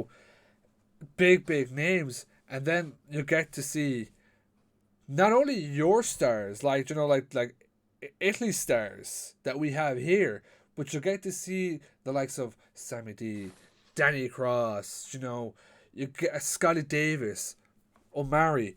You get to see these big stars. LJ, oh my God, LJ Cleary. You get to see these big stars, and trust me, it is so worth the money. So worth the money because I've never I've watched ICW and stuff like that before I watched OTT and stuff like that. I've never seen this level of what they do. In ICW is great. Rev Pro is great. Progress is great. I honest to God put OTT's level up there with like Impact and AEW, the storylines, everything they do. I think the wrestling is perfect. So go check them out. If you're a person listening from in Italy, in Milan, something like that, tell your friends, hey, wrestling's coming, because you're definitely not going to want to miss this. And the fact is, well, there's Irish people traveling over there speaks wonders for how much they love OTT. That is nuts to me as well. And that might be just coming in from a new perspective, but the fact that, like Martin was attesting to this before, once the announcement was made at the draw show, people were buying their flights and tickets on, well, not the tickets, but their flights on the spot, which is nuts, like absolutely insane. It's a holiday as well. Like, let's call a spade a spade. Like, it's not every day you have an excuse to go to Milan. So, like, get to go to a lovely country, but also get to see top quality wrestling while you're there. Yeah. On that. That was a shout out to Dean and Ryan as well. Like, literally, the intermission came up and the lads were just like, oh yeah, we've already booked our flights and our hotels. I was like, you fucking what? The tickets aren't even on sale yet. I was like, yeah, we're going. I was like, Jesus. And especially like I'd love to go over for a Wolverhampton show. Obviously, it's not going to happen this year, just financially wise, but like I'd love to go over. They seem like the most, like, I love the complex, because the complex, I feel like, has that proper wrestling feel to it, but the hangar in Wolverhampton looks like a legitimate like wrestling field. It looks like a proper like arena. It's huge. So huge. I'd love to go there for one of their shows. And one day it will happen. I know I'm gonna make aim, if they do Scrapper, if you guys do Scrapper there again, to be there for Scrapper. I'd love to do 3 nights of Scrapper, but look, we'll see when we get there. But we're coming up to an hour 45 now. It's near 11 p.m. We've had Foxy for far too long. It's bedtime now. I'm happy to do this, so it's no problem. But I think I did all my notes. You did all yours, Carmo and Emmet. Yep. All that, like, again, just go check out some of the matches we've named. Check out matches we haven't. Check out old matches. Go to OTT's YouTube. You get all, like, not all, but a lot of the past matches that have happened. One thing I will say as well, anyone listening that feels like there is a match that we should have mentioned that we didn't mention, tell us. Send it on to us, and when the next time we do an episode style like this, we'll mention it. We'll be sure to bring it up. We'll make 110%. sure, like, tell us. I'm gonna at the next OTT show I go to, I'm gonna dive into the ring. I'm just gonna go, Foxy, did you know that we missed this match? And Martin's gonna get his head kicked in. Just get super kicked by like fucking Damien Corvin or something. Barred for life immediately. I can't go to Milan. But check out them shows. Check out Hard Knocks, RCW, Fight Factory, Titanic, OTT. Check out everything and go support your local wrestling. It's absolutely great. Great? It's late. It's great. Thank you so much, Foxy, for coming on as well today. Anytime. Mr. Carmo. Actually, sorry, Foxy. Where can people find you? Obviously, you guys have your Twitch, NerdsRUs. Where can people find you? Find me on social media. Like, I take part in the YouTube channel. That's NerdsRUs. Obviously, the pixel art's in the background, but like, we do loads of different shows on that channel where we do wrestling RPGs, we do podcast discussions, video game playthroughs and commentary, as well as movie watch-alongs with reviews and a few other shows that are really good. Like, there's also a new show that started up, which is called Butterfly Suplex Effect, and basically it's where you take storylines that happened in wrestling history and do a what if scenario with them. Ooh. So currently at the moment, Jamie, who's heading up that show, he's putting his take on what if WWE never bought WCW. Ooh. So Interesting. what if Eric Bischoff and his company bought Boss the it company? out, yeah. So it's very interesting. Like he's put a lot of thought into it, but like he has other things on the horizon for that show as well. So definitely check it out. If you're a football fan, there's also Nerds on the Ball. Basically it's like a football manager like simulator, and that's with Jonathan and Dave. They're playing through at the moment with, I think it's Millwall or something like that, like a random Nice. team. But still, it's just fun to see, especially if you're not into football. It's fun to just watch how like the manager side of football is done. I kind of like it. So, but other than the YouTube channel, there's also merch for that as well. There's t-shirts, posters, stickers, badges, like the whole malarkey. But like you can always hit me up for them. I run a Twitch, which is Foxman2390 on twitch.tv. And again, I do wrestling watch-alongs. I do video game playthroughs. I'm also trying to do, I'm experimenting with something new as well, where I have guests on and I have them do promo battles against each other. And again, it's fun because it means that the chat themselves can suggest either a scenario or an argument. So I'll give you an example. So basically if I have two people doing the battle, be like, you're for Tato, you're for King, go, cool promo. There you go. And again, but I could throw curveballs like, right, you're doing it in a super serious, like angry, like wrestler, like, or you're gonna be like the goofy, like whoever, like Joker guy, right? It allows something that's a bit more fun for the streams, and I just want to get more people involved on the chat as well, because again, I want them to have fun when they drop in, and if I can give them something fun, like if I can make them have fun for a couple of hours, great. I've done my job then. As well, if you ever go into his Twitch streams, make sure if you see someone called Steffi Chu, make sure you tell her that Martin is a bigger Sem fan than she is.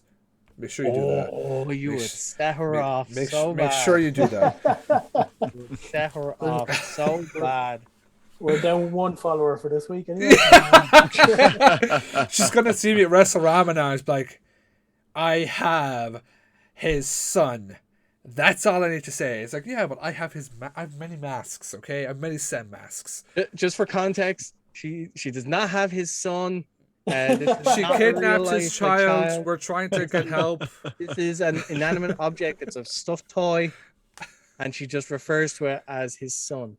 So, yeah, there's the context.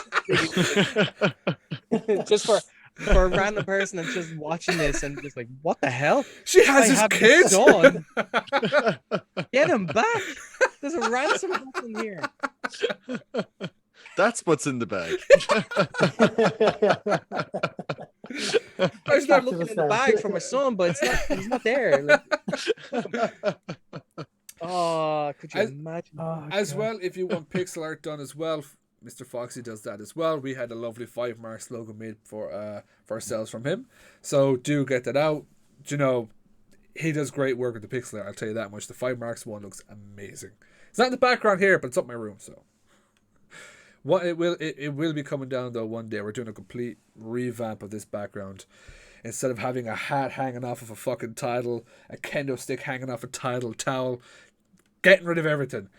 So do hit up Mr. Foxy for that. Oh, don't worry, I've got plans. We've got new belts coming, Hard Knocks World title, tag title. What? Yeah, it's a complete revamp of the background here. Not happening. No, hang on. How are you getting? So what I'm going to do is I'm going up to Dublin and I'm actually going to steal it from LJ, and then Matthew has let me borrow Sean's one. Okay, that explains that. I just have to. I'm borrowing it. You know, I'll give it back to them at Hard Knocks. Like, come on. Tune in next week for Martin's home improvement. Welcome to the Irish Wrestling. What was that? And here we see my man cave where it's like, oh, yeah, good look. You're not seeing the rest of the house. You're just seeing this room. That's it. I can talk for an hour on this. It's gonna be it's gonna be a new what vlog Mark series. said, like I do pixel art, so Instagram is usually where you'll see all my my pixel art. That's Fox Niall on Instagram.com. But if that's something that interests you, hit me up on. Just hit me in the DMs. Sounds questionable, but like, I just come up to the OTT show. Oh hey, I want some artwork. but I don't just do like pixel art. Like I sell comic books. I have pop vinyls, and I have other wrestling memorabilia as well that I try to sell. Just like for Christ's sake, there's T-shirts hanging here, and I have a bag full of T-shirts that I'm trying to get rid of. So yeah. So if that interests you, hit me up. Just do what Danny did with us. He just threw a bag of T-shirts at us. Go, take them. I don't want them. Get rid of them. True story as well. Yes. At Scrapper Mania, he just threw down. It's like, take the bag. What? We don't want. We just want one. Take the bag. Okay. Just have the bag. But dude, follow Foxy. Get some artwork done. Seriously. And again, thank you so much for coming on. And. Mr. Carmo. Oh, sorry. I already did this. That's why I thought I did it. Our socials. 5Marks Pod on Twitter. 5Marks Podcast. Everywhere else. Facebook, Instagram, and TikTok. Make sure to support the TikTok because my sister keeps bothering me that I'm not paying her for doing the TikTok. And I probably never will. So... What he's saying is watch our content everywhere else bar TikTok. You know she's gonna listen to this on the drive back from work. She doesn't work that far from you. I know she's gonna abuse me anyway. So it's fine. Mr. Carmo Context is gone. Completely gone. We don't do context here. You make up your own stuff in your own mind here on the 5 Marks. Yeah. We'll come back to this moment in about 6 or 8 months' time and explain it. It'll be fun. His head shaven, bald, just black. Like, what happened? I was abused. Mr. Carmo, send us home. Let's do it again. Foxy, thank you so much again for joining us. It's been an absolute pleasure. As we did say, if you do want to send us any matches that we didn't mention in this episode, please do send them on. Check out Foxy's on every social. Oh, Martin, go on. Sorry, and as well, because we can officially announce it, merch is coming. Yes. It's being printed. It's being printed. Yeah. It's on its way. So for the people that have been waiting for fucking so long, it's coming. It's in the middle of, we should have it in the next 4 weeks. So look forward to that. And it's sick looking, to be fair. Well. And I know it's not that fucking milk thing that he made. It is that milk. No. That milk, maybe. T-shirts are 20 quid. If you give us an extra tenner, if you give us 30 quid for the shirt, you get a free Martin milk shirt. Have you seen? Let's close this. Sorry, go on. Sorry, Foxy. It's just like I just picture milk cartons. Like, have you seen me with the 5 Marks logo on? We're redoing it. I will get those made 100%. If you do that. There you go. And this is the clip that starts off the audio part of the like the audio version of the podcast. I feel better. But look, ladies and gentlemen, thank you for joining us for another week. We have been the 5 Marks Pro Wrestling Podcast, and we are officially ding done. Woo!